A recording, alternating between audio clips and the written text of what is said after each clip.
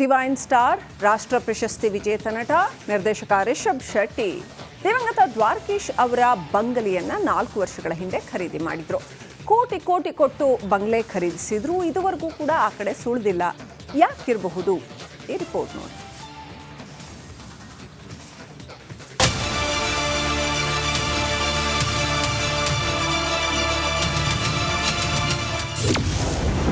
ದ್ವಾರಕೀಶ್ ಮನೆ ಖರೀದಿಸಿದ ಕಾಂತಾರ ಕಿಂಗ್ 4 ವರ್ಷಗಳಾದರೂ ಅಭಿನಂದನೆಯಿಂದ ದೂರ. ಕಾಂತಾರ ಚಿತ್ರದ ಮೂಲಕ ರಿಷಬ್ ಶೆಟ್ಟಿ ಸಿನಿ ದುನಿಯಾದಲ್ಲಿ ಸಂಚಲನ ಸೃಷ್ಟಿಸಿ ವಿಶ್ವವೇ ಚಂದನವನದತ್ತ ತಿರುಗಿ ನೋಡುವಂತೆ ಮಾಡಿ ರಾಷ್ಟ್ರ ಪ್ರಶಸ್ತಿಯನ್ನ ಮುಡಿಗೇರಿಸಿಕೊಂಡ್ರು. ಇದೀಗ ಇದೇ ಕಾಂತಾರ ಕಿಂಗ್ ದಿವಂಗತ ದ್ವಾರಕೀಶ್ ಅವರ ನಿವಾಸ ಖರೀದಿ ಮಾಡಿದ್ದು ಭಾರೀ ಸದ್ದು ಮಾಡ್ತಿದೆ. ಹೌದು, HSR ಲೇಔಟ್ನಲ್ಲಿರುವ ದ್ವಾರಕೀಶ್ ಅವರ ಅಭಿನಂದನೆ ಹೆಸರಿನ ಬಂಗಲೆಯನ್ನ ಕಳೆದ 4 ವರ್ಷಗಳ ಹಿಂದೆ ಅಂದ್ರೆ 2020ರಲ್ಲಿ ರಿಷಬ್ ಶೆಟ್ಟಿ ಖರೀದಿಸಿದ್ದಾರೆ. ಒಂದಲ್ಲ ಎರಡಲ್ಲ ಬರೋಬ್ಬರಿ 10.5 ಕೋಟಿ ರೂಪಾಯಿಗೆ ಖರೀದಿಸಿದ್ರು. ದೊಡ್ಡ ಬಂಗಲೆ ಇದ್ರೂ ಕೂಡ ರಿಷಬ್ ಶೆಟ್ಟಿ ರಾಜರಾಜೇಶ್ವರಿ ನಗರದಲ್ಲಿ ಬಾಡಿಗೆ ಮನೆಯಲ್ಲಿ ವಾಸಿಸುತ್ತಿದ್ದಾರೆ. ಇದರ ಬಗ್ಗೆ ರಿಪಬ್ಲಿಕ್ ಕನ್ನಡಕ್ಕೆ ರಿಷಬ್ ಶೆಟ್ಟಿ ಅವರ ಅತ್ಯಾಪ್ತ ಪ್ರಮೋದ್ ಶೆಟ್ಟಿ ಎಕ್ಸ್ಕ್ಲೂಸಿವ್ ಮಾಹಿತಿ ನೀಡಿದ್ದಾರೆ. ಈ ತರ ಸಿನಿಮಾಗಳ ಮೇಲೆ ಇನ್ವೆಸ್ಟ್ ಮಾಡ್ತಾ ಇದ್ದಾನೆ. ನಮ್ದು ಮೆಂಟಾಲಿಟಿ ಹೆಂಗಿರುತ್ತೆ ಅಂದ್ರೆ ಆರ್ಟಿಸ್ಟ್ ಗಳದು ಸಿನಿಮಾಯಿಂದ ಬಂದಿದ್ದನ್ನ ವಾಪಸ್ ಸಿನಿಮಾಗೆ ಹಾಕ್ಬೇಕು, ಸಿನಿಮಾಗೆ ಹಾಕ್ತಾನೆ ಅಂತ. ಇನ್ನು ಮನೇನು ತಗೊಂಡಿಲ್ಲ ಅವನು, ಎಲ್ಲೂ ಮನೇನು ಕಟ್ಟಿಲ್ಲ, ಮನೇನು ತಗೊಂಡಿಲ್ಲ ಅಂತ ಹೇಳಿದ್ದು. ಇವ್ರದ್ದು ಮನೆ ತಗೊಂಡಿದ್ದಿತ್ತಲ್ಲ ದ್ವಾರಕೀಶ್ ಸರ್ದು, ಅದು ಅನಿವಾರ್ಯತೆ ಅಂದ್ರೆ ಬೇರೆ ಬೇರೆ ಡಿಸ್ಟ್ರಿಬ್ಯೂಟರ್ಸ್ ಅಥವಾ ಇನ್ವೆಸ್ಟರ್ಸ್ ಯಾರ್ಯಾರಿದ್ರು ಅವ್ರದ್ದೆಲ್ಲ ಒಂದು ಅನಿವಾರ್ಯತೆಗೆ ಅವಾಗ ತಗೊಂಡಿದ್ದಿದ್ದು. ಅಂದ್ರೆ ಅವ್ರಿಗೆಲ್ಲ ಕೊಡ್ಬೇಕಾಗಿತ್ತು ಅವರು. ಹಂಗಾಗಿ ಅದನ್ನ ಇವನಿಗೆ ಟ್ರಾನ್ಸ್ಫರ್ ಮಾಡಿ ಇವನು ಅದನ್ನ ಪೇ ಮಾಡತ್ತಾರ ಲೇಟರ್ ಆನ್ ಯಾವಾಗಾರು ಅನ್ನೋ ತರ ಎಲ್ಲ ಆಗಿ ಮಾಡಿರೋದು ಅದು. ಸೊ ಹಂಗಾಗಿ ಅವನು ಅಲ್ಲಿ ಮನೇಲಿ ಉಳ್ಕೋಬೇಕು ಅನ್ನೋ ಯಾವ್ದೇ ಆಸಕ್ತಿಯಿಂದ ತಗೊಂಡಿದ್ ಮನೆ ಅಲ್ಲ ಅದು. ಕೋಟಿ ಕೋಟಿ ಕೊಟ್ಟು ಖರೀದಿಸಿರುವ ಭವ್ಯ ಬಂಗಲೆಯಲ್ಲಿ ನಟ ನಿರ್ದೇಶಕ ರಿಷಬ್ ಶೆಟ್ಟಿ ಯಾಕೆ ವಾಸಿಸ್ತಾ ಇಲ್ಲ ಅನ್ನೋದು ಭಾರೀ ಕುತೂಹಲ ಮೂಡಿಸಿದೆ. Vaidehi, film bureau, republic Kannada, Bengaluru.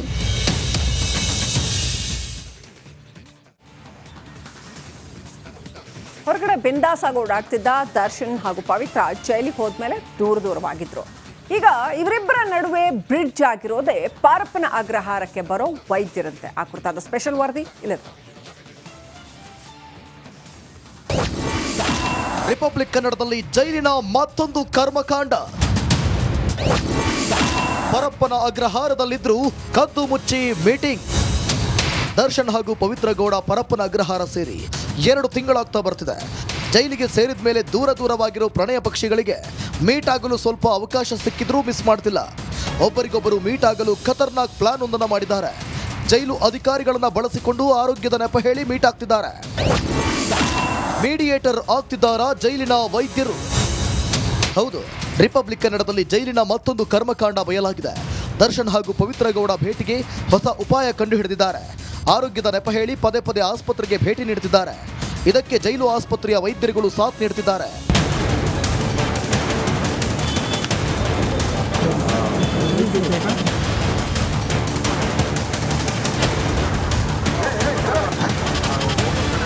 ಆರೋಗ್ಯದ ನೆಪ ಹೇಳಿ ವೈದ್ಯರನ್ನ ಭೇಟಿ ಮಾಡೋ ಪವಿತ್ರ ಗೌಡ ಹಾಗೂ ದರ್ಶನ್ಗೆ ಒಂದೇ ಸಮಯದಲ್ಲಿ ಬರುವಂತೆ ಸೂಚಿಸುತ್ತಿದ್ದರಂತೆ. ಒಂದೇ ಟೈಮಿಗೆ ಜೈಲು ಆಸ್ಪತ್ರೆ ಬಳಿ ಸೇರುವ ದಾಸ ಹಾಗೂ ಲಿಪ್ಸ್ಟಿಕ್ ರಾಣಿ ಗಂಟೆಗಟ್ಟಲೆ ಮಾತುಕತೆ ಆದ ಬಳಿಕ ವಾಪಸ್ ಆಗ್ತಿದ್ದಾರಂತೆ. ಹೀಗೆ ಇಬ್ಬರನ್ನ ಭೇಟಿ ಮಾಡಿಸೋಕೆ ಇಂತಿಷ್ಟು ಹಣ ಅಂತ ಫಿಕ್ಸ್ ಮಾಡ್ತಿದ್ದಾರಂತೆ ಆ ವೈದ್ಯರು. ಹಲವಾರು ವರ್ಷಗಳಿಂದ ಇಲ್ಲೇ ಠಿಕಾಣಿ ಹೂಡಿರುವ ಕೆಲವು ವೈದ್ಯರು ಜೈಲಲ್ಲೇ ಇದನ್ನ ದಂಧೆ ಮಾಡಿಕೊಂಡಿದ್ದಾರೆ. ಹೊರಗಿನಿಂದ ಹಣ ಕೂಡ ಇವರ ಮೂಲಕ ಒಳಗೆ ಹೋಗುತ್ತಂತೆ. Mobiles ಕಳ್ಳರಿಗೆ supply ಮಾಡಲಾಗ್ತಿದೆಯಂತೆ. ಇದರ ಬಗ್ಗೆ ಅಧಿಕಾರಿಗಳು ಪ್ರಶ್ನೆ ಮಾಡಿದ್ರೆ ವೈದ್ಯರು ದರ್ಪ ತೋರ್ತಾರಂತೆ.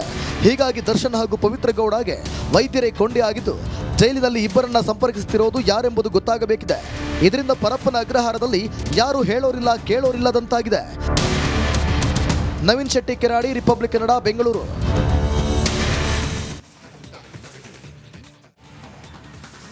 ಆರೋಪಿ ದರ್ಶನ್ ಪರಪ್ಪನ ಪಂಜರ ಸೇರಿ ಬರೋಬ್ಬರಿ 2 ತಿಂಗಳಾಯಿತು.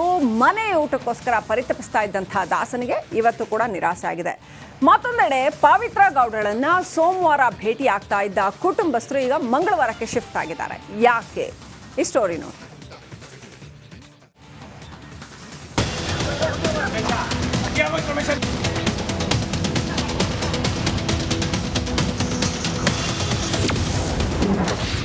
ಪೊರ್ಕಿಗೆ ಜೈಲಿನ ಹಿಟ್ಟೆ ಗಟ್ಟಿ.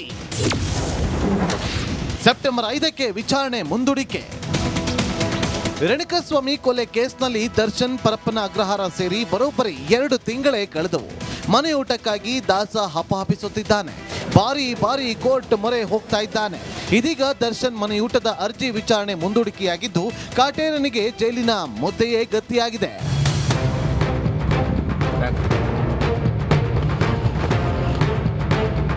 ಹೌದು, ಮನೆ ಊಟ, ಹಾಸಿಗೆ, ಚಮಚ, ತಟ್ಟೆಗಾಗಿ ನಟ ದರ್ಶನ್ ಹೈಕೋರ್ಟ್ಗೆ ಅರ್ಜಿ ಸಲ್ಲಿಸಿದ್ರು. ಇದೀಗ ಹೈಕೋರ್ಟ್ ಸೆಪ್ಟೆಂಬರ್ 5ಕ್ಕೆ ವಿಚಾರಣೆಯನ್ನ ಮುಂದೂಡಿದೆ. ಇದರಿಂದ ಮನೆಯೂಟದ ನಿರೀಕ್ಷೆಯಲ್ಲಿದ್ದಂತ ದಾಸನಿಗೆ ನಿರಾಸೆಯಾಗಿದೆ.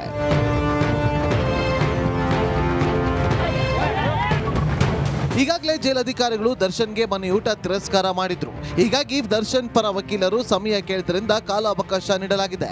ಇನ್ನು ಜೈಲಧಿಕಾರಿಗಳು ದಾಸನಿಗೆ ಮನೆಯೂಟ ತಿರಸ್ಕರಿಸಲು ಕಾರಣಗಳು ಏನು ಅಂತ ನೋಡೋದಾದ್ರೆ, ಮನವಿ ಪತ್ರದಲ್ಲಿ ಜೈಲೂಟ ವಿಷಕಾರಿ ಅಂತ ಎಲ್ಲೂ ಉಲ್ಲೇಖವಿಲ್ಲ. ಪೌಷ್ಟಿಕಾಂಶ ಇಲ್ಲದ ಆಹಾರ ಎಂದೂ ಬರೆದಿಲ್ಲ.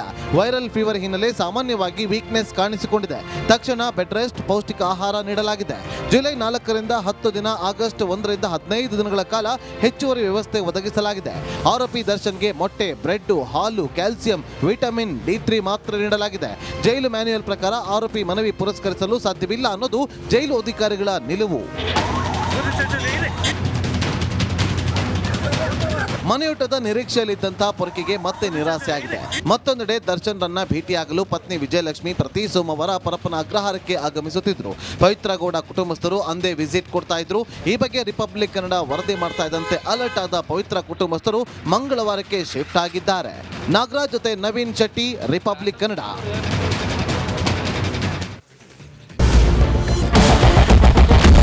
ಕ್ಯಾಪ್ಟನ್ ಅರ್ಜುನ್ ಕೊಂದಿದ್ದು ಯಾರು? ಅವ್ರ ನರೇಟಿವ್ ಎಲ್ಲಿ ತಂದಿಟ್ಟಿದ್ದಾರೆ ಅಂತಂದ್ರೆ ಸಂಪತ್ತನ್ನ ಹಂಚಿಬಿಡೋದು ಅಂತ. ಇದು ಸ್ಟುಡಿಯೋ ಟಿಪ್ಪು ಜಯಂತಿ ಮಾಡಕ್ಕೆ ಅವ್ರಿಗೆ ಖಂಡಿಸಿದ್ರು. Very nice. ಯಾರು ತಪ್ಪು ಮಾಡಿರೋದಿಲ್ಲಿ? ಓಲೈಕೆ ಹೇಳಿಕೆ ಇದು ಅಂತ ಹೇಳಿ ಯಾಕೆ ಪರಿಗಣಿಸಬಾರದು? I.N.I. ಇದು ವೇದಿಕೆ, ಇದು ಫೋಟೋ ಎಲ್ಲರದು ಒಂದು ಟೈಮ್. ನಿಮ್ಮ ಸಮಯ ಮುಗಿದಿದೆ. ಅವ್ರು ಹೇಳೋಕ್ಕಿಂತ ಮುಂಚೆನೆ ಹೇಗೆ ಪ್ರತಾಪ್ ಸಿಂಹ ಪಾಸ್ ಕೊಟ್ಟಿದಂತ ಆಗ್ಲಿ ಡಿಕ್ಲೇರ್ ಆಗೋಗಿತ್ತು ಅಂತ ನನಗೊಂದು ಡೌಟ್ ಬಂತು. ಸಾಕು ನಿಲ್ಸಿ. ಕೆಟ್ಟ ಪದ ಬಳಕೆ ಕಾಂಬಿನೇಷನ್ ಇಟ್ಟಿಲ್ಲ ನಾವಿಲ್ಲಿ.